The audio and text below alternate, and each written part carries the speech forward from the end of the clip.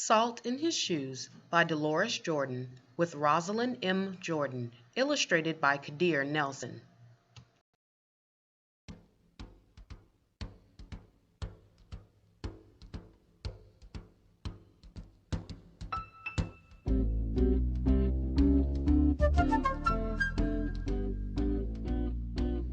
Michael loved to play basketball.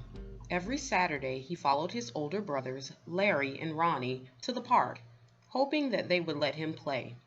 And if one of the guys who usually played with them didn't show, they always did. But there was one problem. His name was Mark, and he was the tallest boy on the court.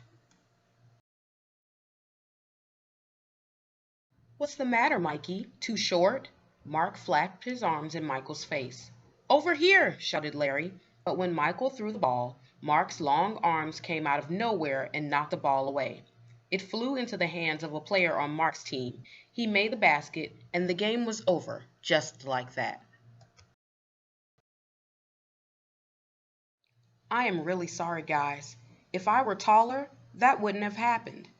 All the way home, Michael apologized, even though no one was mad at him. His older brother Ronnie tried to cheer him up. "Look, little brother, you played good today. Don't worry, we'll win the next time." When they got home, Michael went into the kitchen where Mama was cooking dinner. He was still disappointed, and she could tell. "You guys lost again today, huh?" Michael nodded. He sat quietly for a minute, then said, "Mama, how can I grow taller?" Now Mama knew the answer to a lot of questions, but this was a tough one. She thought for a moment as she sprinkled salt and pepper on the chicken she was making for dinner. Then she smiled, looked at Michael, and said, "Salt." "Salt?" Michael looked at his mama. "Salt in your shoes. We'll put salt in your shoes and say a prayer every night. Before you know it, you'll be taller," she replied. "Salt in my shoes?" Michael said quietly to himself. Surely Mama was teasing. He sat staring out of the window, trying to figure out how salt was going to help him grow. He noticed the rose bushes outside in Mama's garden. They had grown high along the fence, and roses of all colors were blooming on the vines. He thought to himself, "I remember when Mama first planted those bushes." Michael's face lit up. If Mama knows how to make those rose bushes grow taller, then maybe she's right. Maybe salt in my shoes really will help me grow. Growing more excited, Michael twirled around and started asking lots of questions. "Mama, how long will it take? And how tall do you think I'll get?" Smiling, Mama sat down next to him and explained, "In order for this to work, the most important things you have to do are be patient, listen to what I tell you, and say your prayers every night." Listening carefully, Michael shook his head. "Okay, Mama, I'll be patient. But what does saying my prayers have to do with it?" "Everything," Mama replied, and she hugged him. "Now go wash up and tell your brothers and sisters to get ready for dinner." Michael dashed out of the kitchen, almost knocking over his father, who was walking in. "What's he up to now?" asked Daddy. "Oh, the usual," laughed Mama. "Chasing a dream." Later during dinner, Mama noticed that Michael was barely eating anything. He was already daydreaming about being taller. "Michael, first things first, you won't grow if you don't eat, especially your vegetables," Mama said. "But I'm not really hungry," he said. Raising her eyebrows, Mama gave him a stern look. Slowly, Michael picked up his fork and began to eat. Minutes later, his plate was clean and he was asking for more. That evening at bedtime, Michael set his favorite game shoes on the floor next to the growth chart hanging on the wall. Then he put on his pajamas, said his prayers, and jumped into bed. When Mama came in, Michael was fast asleep. By the look on his face, she could tell he was already playing basketball in his dreams. Standing by his bed, Mama sprinkled salt in his shoes. Then she prayed quietly over him as she did all her children. Dear God, please help Michael to be the best he can be and to give his best in all that he does. And Lord, could you please make him just a little bit taller tomorrow than he is today? Thank you. Amen. After that night, Michael wore his favorite game shoes everywhere he went, even to church.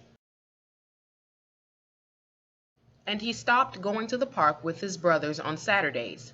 Instead, he stayed home and practiced. He wanted to grow a few more inches before he went back to the park.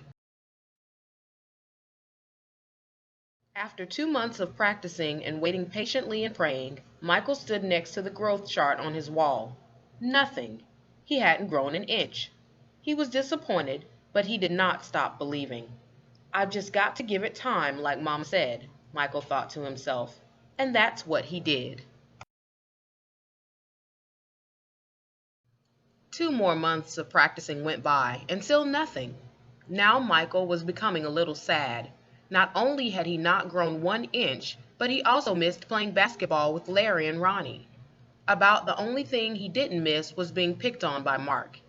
When the next Saturday came, his brothers tried to get Michael to go with them to the park, but he wouldn't budge. Mama had begun to worry.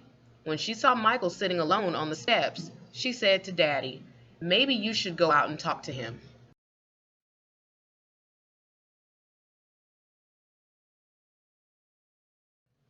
So Daddy went out and sat with Michael. "What's wrong, son? You haven't gone to the park with your brothers for a while now. Are you okay?" Michael didn't say anything at first. When he looked at Daddy and said, "I thought I would at least be a few inches taller by now. I did everything Mama told me to do, but nothing's happened." "Michael, why do you want to be taller?" Daddy asked. "If I were taller, I'd be a great player, and I could help our team win," Michael answered. "But you are a great player, son, and you already have everything it takes to be a winner right in here." Daddy tapped Michael on his chest. "Being taller may help you play a little better, but not as much as practice, determination, and giving your best will. Those are the things that make you a real winner." Michael thought about what Daddy said for a minute. Then suddenly he jumped up and took off. "Where are you going?" Daddy yelled after him. "I've got a game today and I'm late," Michael yelled back. When Michael reached the park, the game had started. He sat on the bench hoping he would get a chance to play, and he did. The game was almost over and the score was tied when John, one of the guys on Michael's team, fell and hurt himself. Here was Michael's chance. Michael joined his team in the huddle as they gathered on the sideline for a timeout. "Okay, the game is tied. All we need is 1 point. Who wants to take the shot?" Ronnie asked. He looked in Michael's direction. Feeling more confident than ever, Michael said, "I'll do it." When the whistle blew and the game began again, Mark began to pick on Michael as usual. "Still trying to play with the big boys, huh?" Mark taunted. But Michael paid him no attention. Taller or not, he had been practicing, and today he was determined to win. Larry threw the ball inbounds to Michael. Michael caught it, bounced it for a moment, and then took off running.